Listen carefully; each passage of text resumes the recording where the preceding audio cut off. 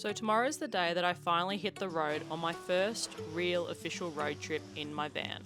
Of course, I've been on a few little trips here or there, but this is the first time I'm hitting the road for an extended period of time. So I gave the van a much needed wash so it was looking spot on for my big trip.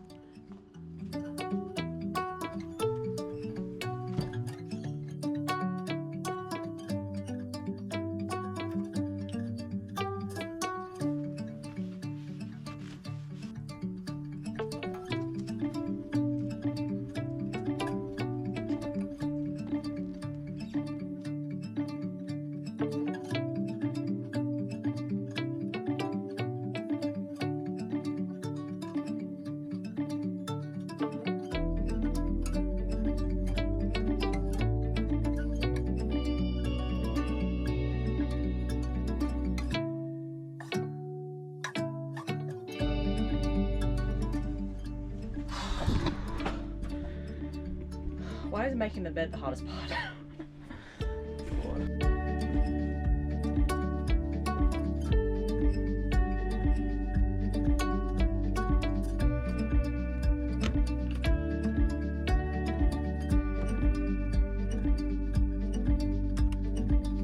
Then packed, and before I knew it, the day had arrived, and I was so excited. Alright, it's time, let's hit the road.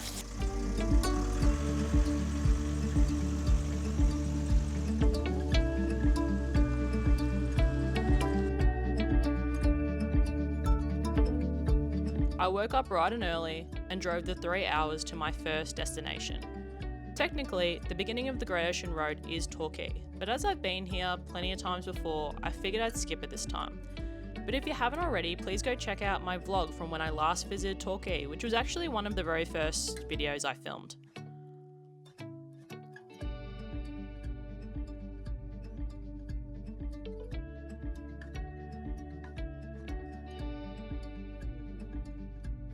It was still dark when I arrived at my first stop being Urquhart Bluff, a neat beach with some cool cliffs and rock pools to explore. The conditions were not going to be the best today, being wet and overcast, but I was determined to make the most of it.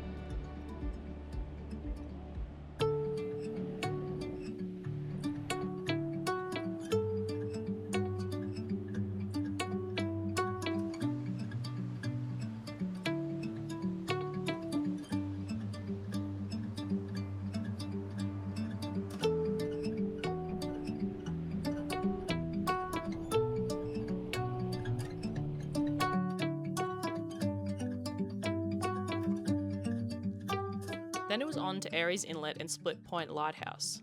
The lighthouse is massive, standing 34 metres high with its white construction and red peak, making it stand out on the coastline.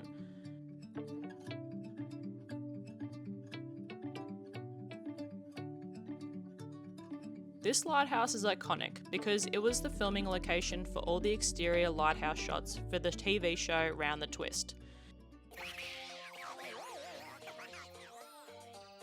Have you ever felt like this? Have strange things happen? Are you going round a twist?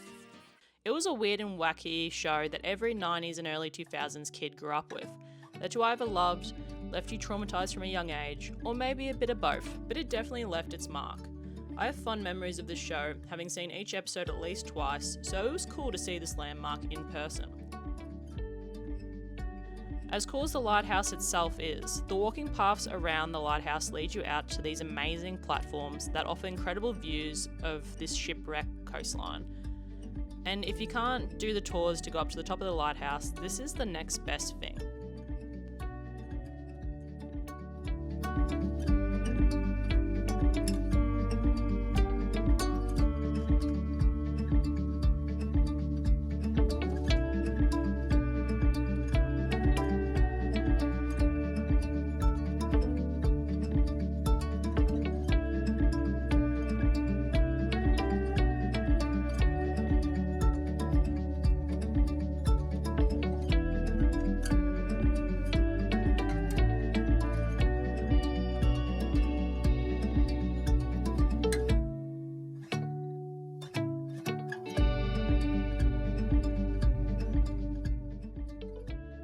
Then it was back on the road where the next stop was the Great Ocean Road Memorial Arch.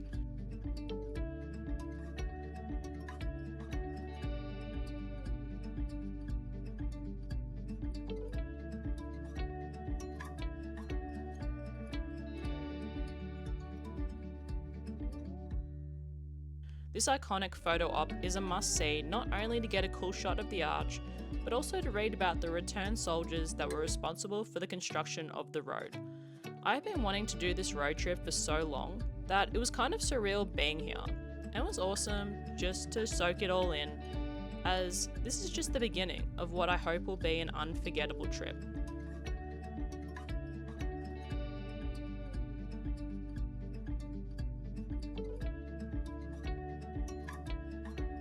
But then the tourist buses started showing up, which was my cue to leave and head onwards to Lorne.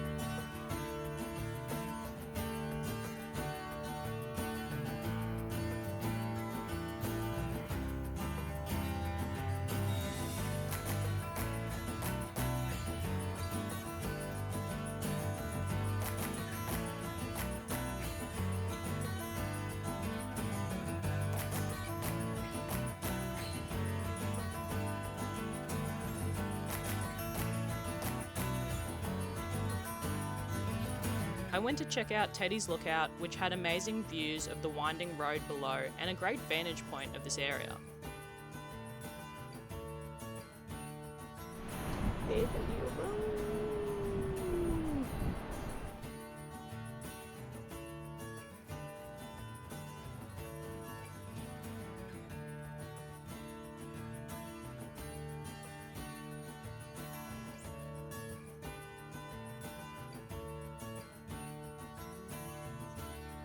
Then it was time for my first of hopefully many waterfalls of this trip, being Erskine Falls.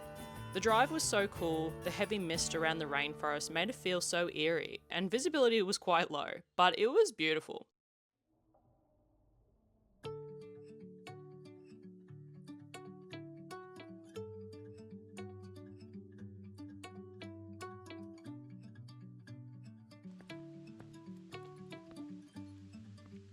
I walked down to the top viewing platform. Unfortunately, due to the floods earlier this year, the trail to the lower level was closed due to safety reasons, which was disappointing because I missed out on seeing the full scale of the falls, but even the views from up here were pretty sick.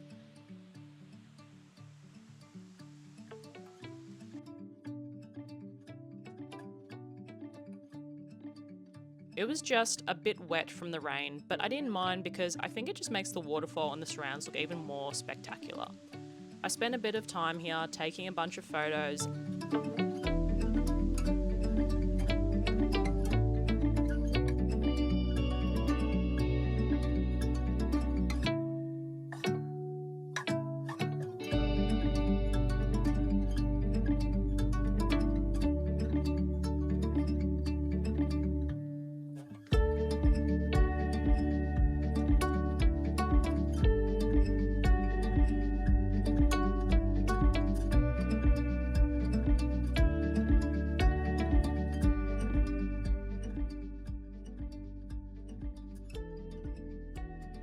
And then it was time to explore Lorne.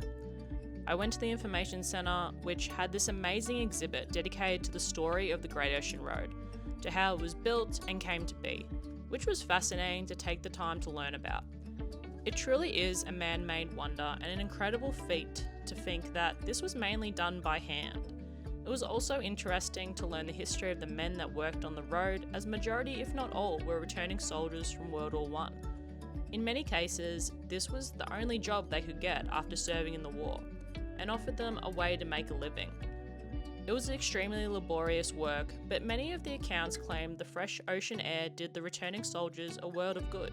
And the outcome is mind-blowing, that this skinny road was carved out of the cliff sides, giving access to these communities that were previously only accessible by boat or horse, to even what it is today, offering a great tourist boom to Victoria and being considered one of the most scenic coastal drives in Australia.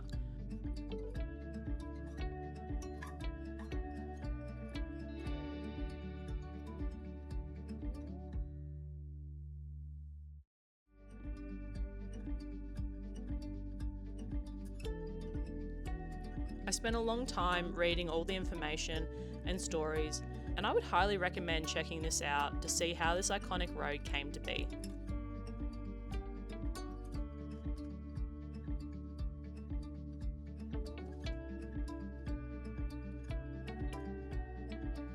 Then I walked down the main drag, checking out the local shops here at Lorne.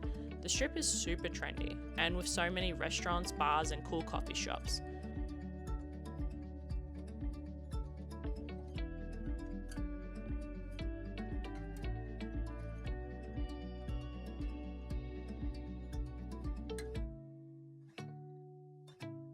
And then of course I had to check out the beach. Then I left Lorne and continued on down the road to my next destination in Sheok Falls.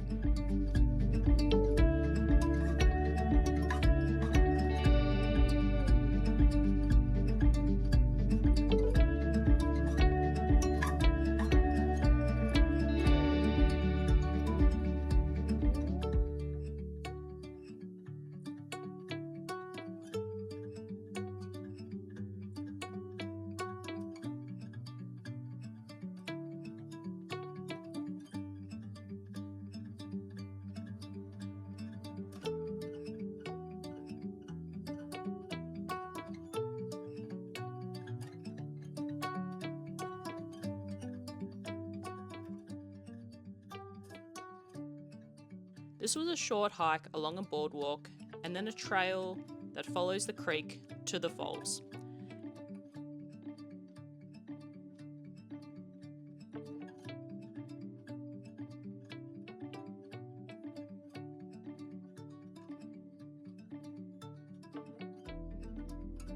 It might not have the height of Erskine, but I somehow thought this was more pretty with its gentle cascading waters into a pool at the bottom. It was magical. It was raining very consistently at this point, but luckily it wasn't cold and I didn't mind getting a bit wet to experience these beautiful falls.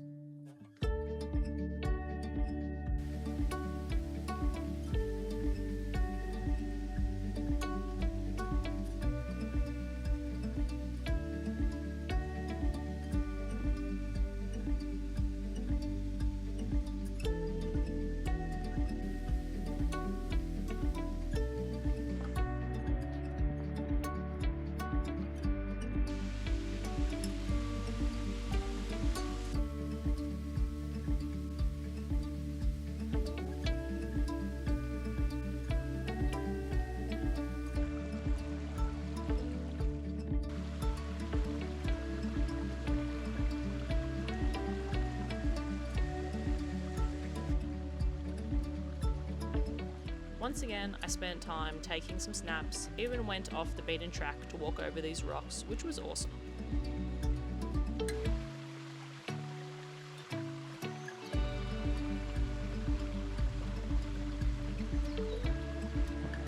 Okie dokie, enough adventuring, back onto main drag.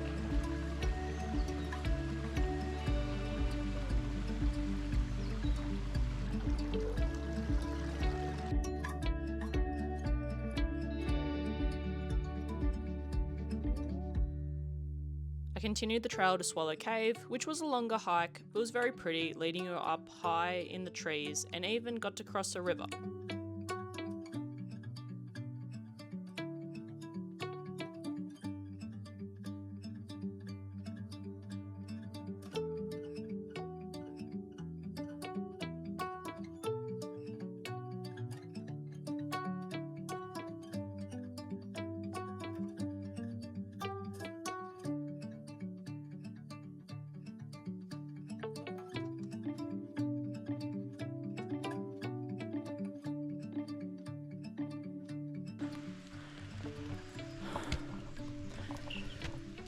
can tell I'm struggling yet. I need to get fitter.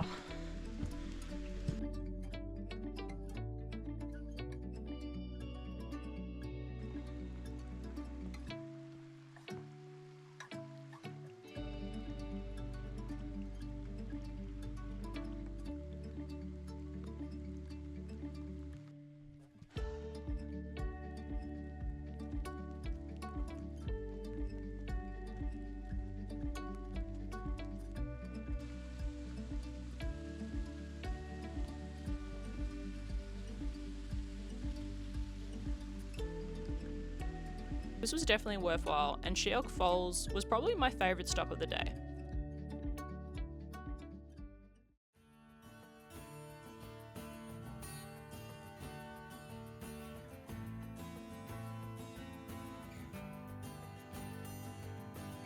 After making it back to the car, I hit the road again.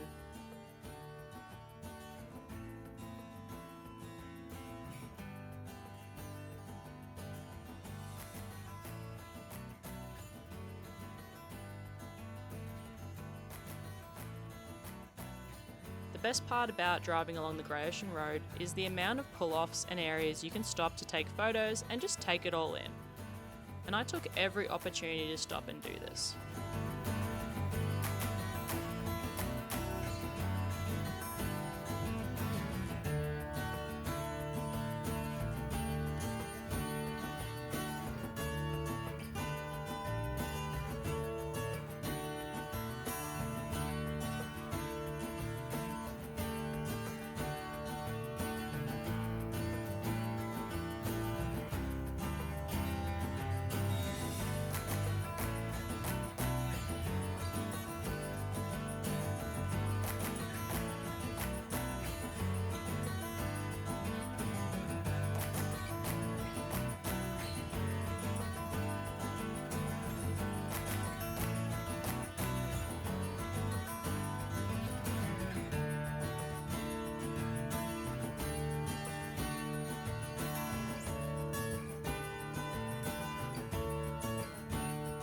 I finally made it to my campsite at Skeens Creek Foreshore Caravan Park.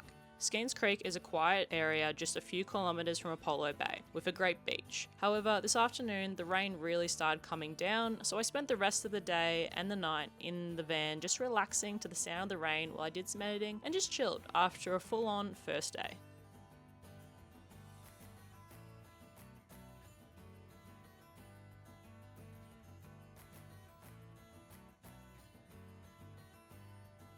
Alright, so that's day one finished, and as you can probably hear, it is still raining, believe it or not, but I think it might be pretty nice to go to sleep with the sounds of the rain on the roof of the van and the ocean just out this door, so hopefully I'll sleep well.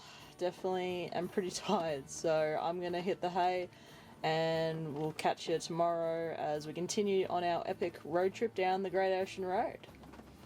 Alright.